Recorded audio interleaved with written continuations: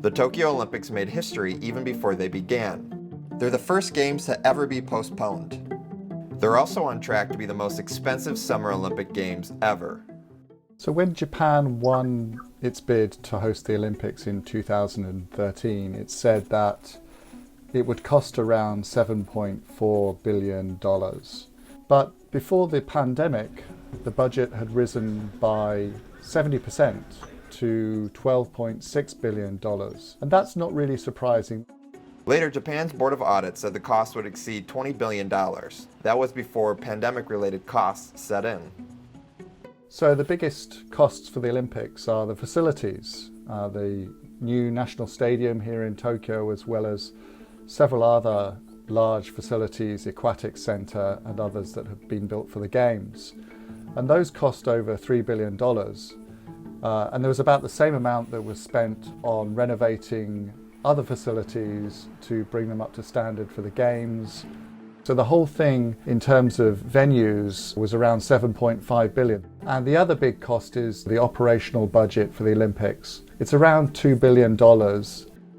Almost every Olympics ends up going over budget. Bids are usually an optimistic estimate. What's different in Tokyo, of course, is that we've had this 1 year delay and we've also had a pandemic. So the 1 year postponement meant that there were additional costs incurred for having to renegotiate contracts for venues, for having to keep staff on for an additional period, and various other things which added to the overall budget. And the public risk from the pandemic hasn't gone away, so the Tokyo Olympics are now proceeding with COVID countermeasures that require new costs, manpower, and infrastructure. Together, the postponement and COVID measures will add an estimated $2.5 billion to the Games budget, according to event organizers. On top of those direct costs, COVID is also taking away much of Japan's ability to recoup what they've spent. Ticket sales would be around $800 million, and now they'll be close to zero because there'll be almost no spectators. And there'll be almost no income from visitors. Of course, athletes and officials who have come here from overseas might spend some money, but nothing like the amount that the organisers were hoping for from spectators who would fill the stadiums, buy merchandise, spend money in hotels and restaurants, and that could be, some economists say, as much as $2 billion, and now that's lost. Corporate sponsors have contributed around $3 billion to the Games, and the IOC has contributed $650 million to help cover the extra costs resulting from the pandemic.